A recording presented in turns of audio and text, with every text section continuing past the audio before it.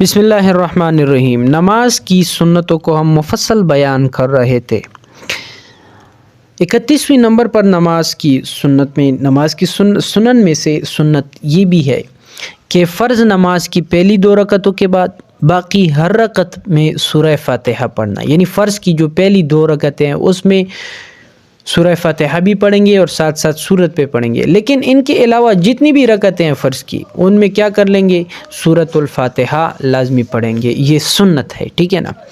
اور 32ویں نمبر پر نماز کی سنت یہ ہے کہ قاعدہ اخیرہ میں التحیات کے بعد درود شریف پڑھنا۔ التحیات جب ہم پڑھتے ہیں التحیات للہ والصلوات والطیبات السلام علیک ایھا النبی ورحمۃ اللہ وبرکاتہ السلام علینا وعلی عباد اللہ الصالحین اشہد ان لا الہ الا اللہ واشہد ان محمدا عبدہ ورسولہ، یہ یہاں تک پڑھنے کے بعد درود شریف پڑھنا قاعدہ اخیرہ میں، یہ بھی نماز میں سنت ہے۔ اور 33ویں نمبر پر نماز کی سنت یہ ہے کہ درود شریف کے بعد کسی ایسی دعا کا پڑھنا جو قرآن کریم یا احادیث سے ثابت ہو۔ اگر کوئی ایسی دعا پڑھی گئی جو قرآن اور احادیث سے ثابت نہ ہو تب بھی جائز ہے، بشرطے کہ ایسی چیز کی دعا ہو کہ اس کا مطلب یعنی کہ اس کا طلب کرنا اللہ کے سوا کسی سے ممکن نہ ہو۔ جو مطلب ہے کہ ایسی دعا اگر قرآن و حدیث سے ثابت ہے، وہ جتنی بھی دعائیں ہیں وہ اگر ہم درود شریف کے بعد پڑھ لیں تو اس کی تو اجازت ہے، لیکن اگر کوئی دعا ایسی ہو کہ وہ قرآن اور حدیث سے ثابت نہیں ہے، ویسی کوئی حاجت کے لیے کوئی دعا طلب کر رہا ہے، مانگ رہا ہے، تو وہ بھی پڑھ سکتے ہیں، لیکن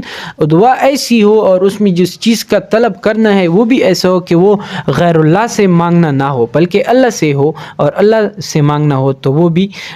دعا یہ کہنا اور یہ ایسی دعا مانگنا، یہ بھی کیا ہے، نماز میں سنت ہے۔ اور 34ویں نمبر پر یہ ہے کہ السلام علیکم کہتے وقت دائیں اور بائیں طرف منہ پھیرنا۔ جب السلام علیکم کہا تو دائیں طرف پھیر لیا، پھر کہا تو بائیں طرف پھیر لیا اپنا چہرہ، تو یہ بھی کیا ہے، نماز میں سنت ہے۔ اور 35ویں نمبر پر نماز کی سنت میں سے یہ بھی ہے کہ پہلے سلام میں دائیں طرف اور دوسرے سلام میں بائیں طرف منہ پھیرنا، یعنی جدا جدا، دائیں طرف ایک مرتبہ یہ بھی سنت سلام پھیر لے اور بائیں طرف پھر چہرہ موڑ لے، تو یہ بھی کیا ہے، سنت ہے۔ اور 36ویں نمبر پر نماز کی سنت یہ ہے کہ امام کے لیے بلند آواز سے السلام علیکم کہنا، مطلب ہے کہ جو امام ہے لوگوں کو جماعت کر رہا ہے اور نماز پڑھا رہا ہے تو وہ جب سلام پھیرے تو السلام علیکم بلند آواز سے کہے تاکہ لوگوں کو پتہ چلے۔